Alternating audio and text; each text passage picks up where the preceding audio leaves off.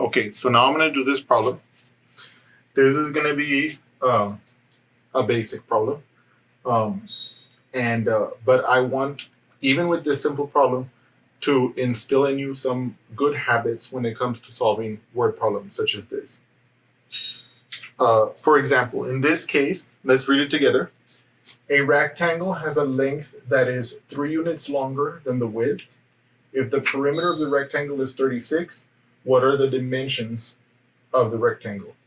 So the first thing I want you to notice is that this problem is talking about a rectangle. So therefore, it will help us to draw a rectangle, okay? Okay, so I'm gonna draw that rectangle like this, let's say. The second thing they tell us is that we have a length that is 3 units longer than the width. So what I'm gonna do is I'm going to assign a variable to one of these two quantities. In this case, it will be easier for us if we choose the width, okay? So I'm gonna let W, and I'm gonna label it. This is something that I tell all my students to do, to label the variable that they're dealing with. Because that way, as they progress through the calculation, they can keep in mind what they're thinking about. Now, what does it say? The rectangle has a width that is 3 units longer than the width. If the width is W, then the length must be W plus 3. Okay? This will be our length. Okay. So now, once I have done this, I can label my figure. Okay. W plus 3, W, W plus 3, W. I have now labeled my rectangle. Its length is 3 units longer than its width.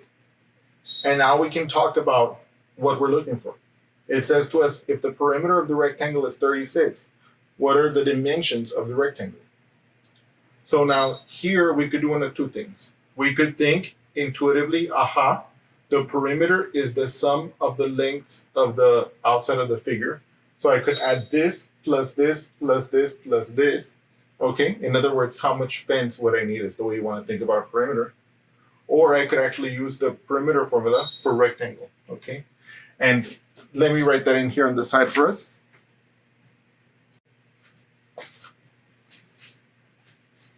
So now here, if you want, you can copy this down, of course. The perimeter for a rectangle with width W and length L will be 2 times L plus 2 times W. Now, for simplicity's sake, I'm first going to do it just the way I was saying before, by adding them all up and setting it equal to 36. But in a moment afterwards, I'll show you how we could have used these expressions in the formula, and that it'll give us the same answer, okay? Okay, so let's do that first. So the perimeter is 36. So 36 is going to have to equal to the perimeter. The perimeter is the sum of the outside of the boundary of the figure. So it'll be, let's say, W plus 3 plus W plus W plus 3 plus W. Okay? And now we're going to combine like terms. I have W plus W plus W plus W. So this gives me 4W. And then I have 3 plus 3, which is plus 6 equals 36. Now, I want to get the W by itself. I want to find out what the width is. So I subtract 6 here, and I subtract 6 here. And I get that 4W is equal to 30. Okay? And then what I can do is I can divide both sides by 4. So I get W equals 30 over 4. Okay? Okay, let's write that up here. W, our width, is equal to 30 divided by 4. And of course, let's simplify that a little bit here. Okay. Or let's do the long division to write it as a decimal. So what I'm going to do here is I'm going to say, okay, how many times does 4 go into 30? Okay. 4 does not go into 3. but 4 goes into 30 7 times, because 7 times 4 is 28. And then I subtract that. 30 minus 28 is 2. Okay? So if I stop right there, because there's nothing else to bring down, I can stop right there. And I can say, aha, my width is 7 and 2/4, but 2/4 is just 1/2. So it'll be 7.5. That's my width. Now that I have my width, I can figure out what my length is. My length is going to be W plus 3.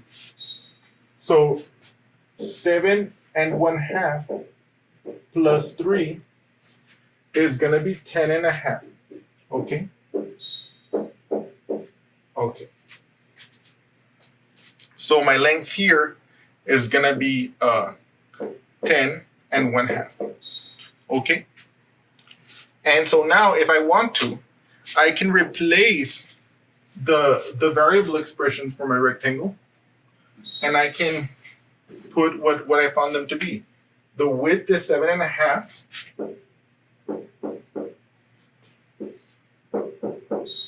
and the length is 10.5. Okay? And let's see if that adds up to 36 as it should, right?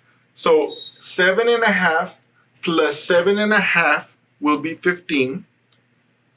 10.5 plus 10.5 will be 11. Will be, 21. Because 10 plus 10 is 20, and then 1/2 plus 1/2 is 1. So 21 plus 15,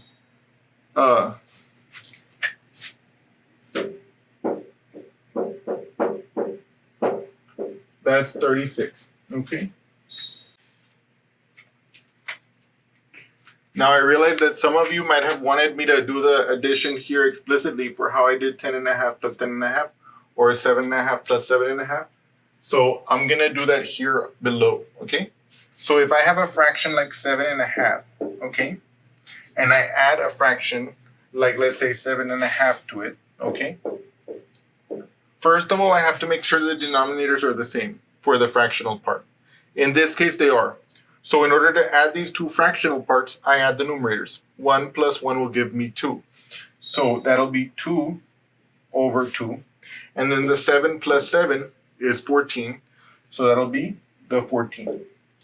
But we know that once a fraction's numerator is the same as the denominator, then that fraction represents 1. So in this case, it's 2 over 2, which is 1. So that 1 then gets added to the 14, and it becomes 15. Okay? Okay.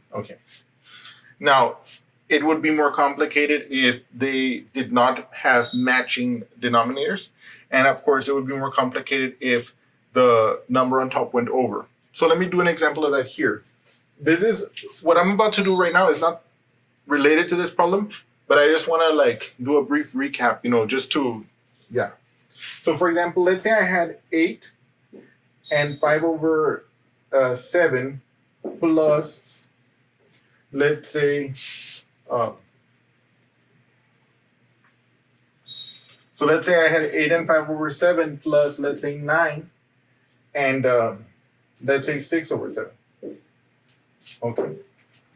Here they already have the same denominator, okay, for the fractional part. And so I can add the numerators. 5 plus 6 is 11. So the fractional part will become 11 over 7. And then the 8 plus 9 is going to be, let me see here, 17, right? Okay. But what I want you to notice here is that the 11 over 7, that's already more than the numerator there of the fractional part is more than 7, more than the denominator. So what I ask is, by how much more is it?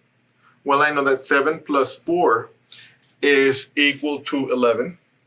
So I can see that this is going to be the same thing as 17.